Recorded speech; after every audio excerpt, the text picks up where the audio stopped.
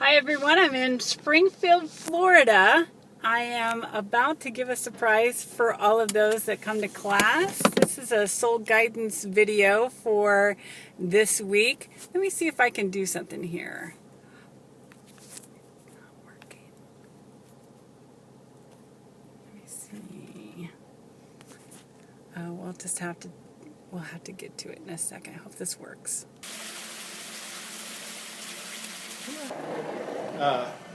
His bedroom. This is our.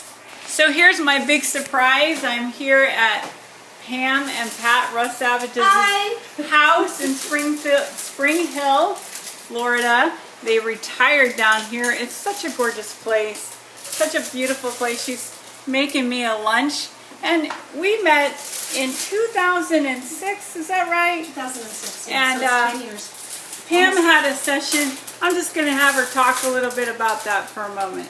I wanted to get an astrology chart done for my birthday. I was, I think, 52, because I had been looking into astrology, and Lori was recommended to me at the time as like a top astrologer, and she absolutely nailed my reading. I mean, she knew more about me that very first day, and it was over the phone, no less, than I think I knew about myself. And after that, I started having sessions with Lori on a regular basis, and I've become a whole different person. I was pretty angry back in 2006. I like the story when you go to work and somebody notices the change. What happened there? That was, well, as I said, I was a pretty angry person, and didn't have a whole lot of self-esteem, to be perfectly honest with you, and I was kind of grumpy and angry with people as well. And after I started my sessions, and I started meditating, and I started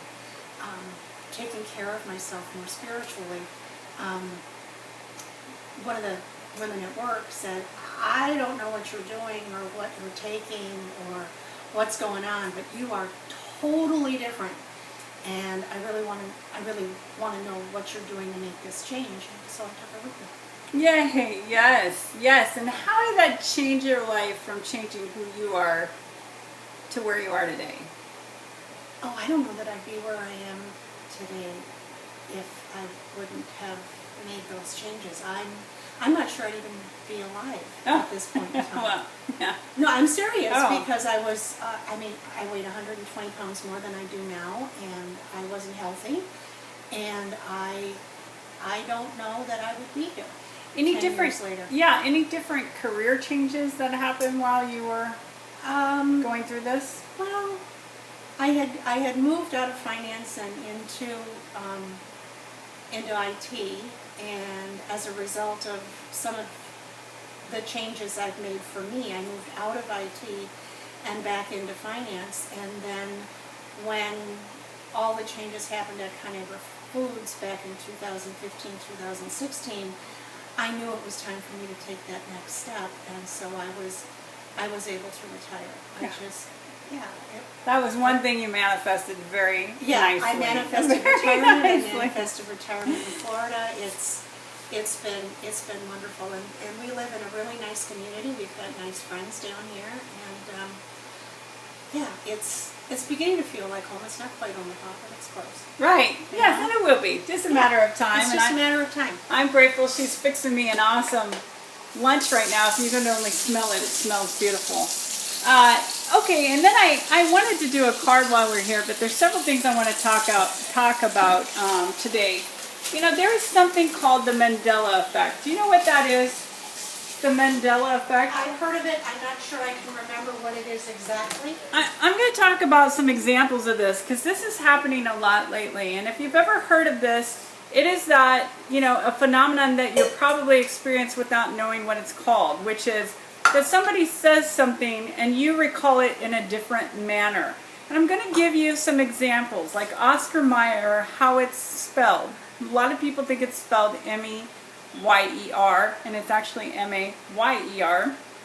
But Sex in the City is actually Sex and the City, not in the city. We Are the Champions. At the end of the Queen songs, everyone thinks it says of the world. We are the champions of the world. I do this all the time. I sing this song and it is not. There is nothing at the end. He just says we are the champions and that's it. Several other things. Mirror, mirror on the wall, right? How do you remember that? Mirror, mirror on the wall, who's the fairest of them all? And it actually says magic mirror on the wall. Life isn't like a box of chocolates. It says life was like a box of chocolates. So the Mandela effect is that we actually remember it one way over the other. And I want to talk about that because that's where a lot of times Hollywood is changing history by making it a different manner. So just be aware of that as you move forward, okay? Being aware of your thoughts, most important during this time, okay? So think about the thoughts you think on a daily basis. I know sometimes that's hard to remember doing that, but it's important to do during this time. Meditating, as you heard, that is a lot of what Pam did during those times that she was changing her way, changing her life. She meditated, and I know you helped a lot of people in ConAgra do that as well. We actually had meditation minutes, if you will, at ConAgra Foods when things got really stressful. Love that. Living in your power. Living in your power. So that means honoring yourself, loving yourself, and then standing in what you know in your soul to be right. In your soul to be right. So there's a lot of things that you might want to stand up for and you're not really sure what it is that's important to you or know the facts of it all. I think it's important to know the facts before you stand up and know to your soul what's important to you. So this, the 27th at 6:07 p.m. is the sign of Aquarius new moon, okay?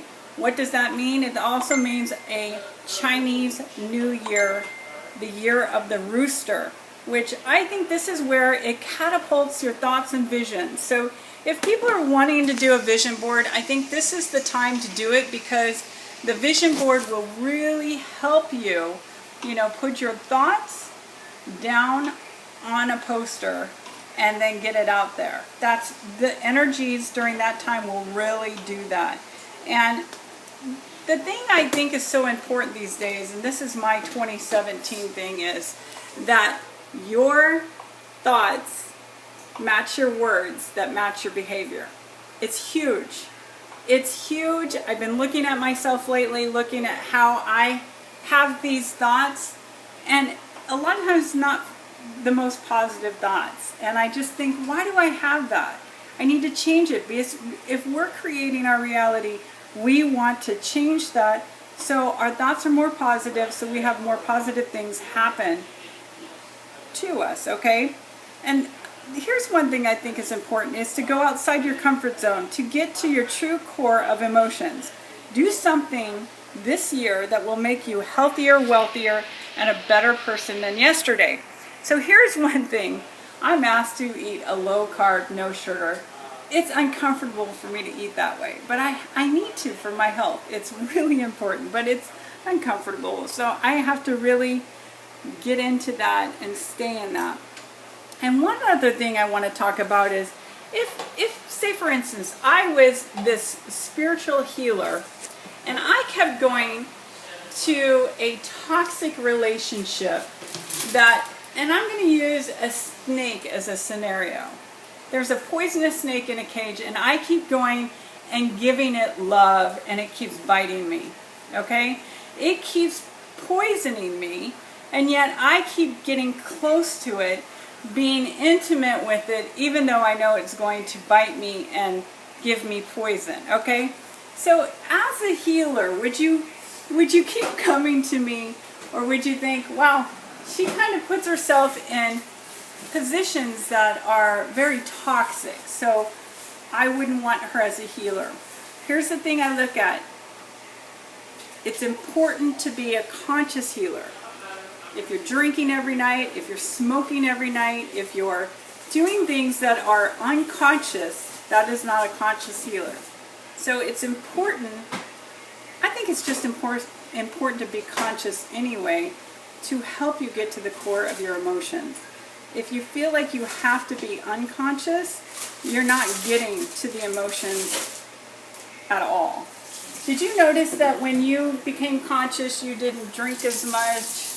Didn't do, Absolutely. yeah, several other things that you used to do. And I try very hard to stay away from negative energy and angry people. Angry people, yes. And how did you do that? I mean, I think a lot of people don't know how to do that, and they feel guilty if they get away from that person or if they step away from that person. How did you say do? no gently? Okay. And how did you handle that internally? Because that's a big thing for people too. It was important for me to be able to do things and be with people who raised my vibrational level. And when I'm in a negative vibrational atmosphere, I don't feel well. Right. So I got to know my body pretty well, and I could tell when those feelings of depression or aggression or anger were coming out. And so I tried really hard to stay away from it, and I breathe. No, I mean, that's so good. One of my minor frustrations here in Florida is there are people from all over the world, all over the country, in Florida all the time, and they don't always drive the way I expect them to, so I do a lot of deep breathing when I'm driving. Right. And it's so good. You just need to make a conscious effort to be able to do it. Right. So true. So true. So I asked her if she had some cards. I forgot mine at my daughter's house. So here's the cards that she had. And I use them quite frequently. So we're going to do the Mythical Goddess Tarot card. So let's see which card, I haven't looked at it yet, we got. And it is Self-Destruction, number 10. Very interesting. I just mentioned a snake, and here it is. It's a snake. Fire. It's so funny because this year is the year of the rooster of fire. So let's see what it has to say. Fire, self-destruction. The rattlesnake with her fixed gaze brings her venom of fire as a danger sign that cannot be ignored. An immediate change of behavior is essential, or you will feel this rattlesnake's bite with the venom close behind. This viper is warning you that you are on a path of self-destruction. Your chronic inner struggle has led to exhaustion and debilitating burnout. What danger signs have you been ignoring? You must redirect will from its destructive inward attack. Are you allowing others to assist you in this self-annihilation? Let the powerful transmuting power of the snake turn this behavior around. She is inviting you to align with her fire's transformative energy of creation and break the cycles of self-destruction that you find yourself in. Can you believe that? We were just talking about that. I love when that happens. And self-destruction, and that's the thing I look at. I was in a relationship that was very toxic for many years, and yet I would have amnesia. I'd forget what this person would do after a while. Isn't that silly? Well, I think human nature allows you to ignore that kind of thing. Right.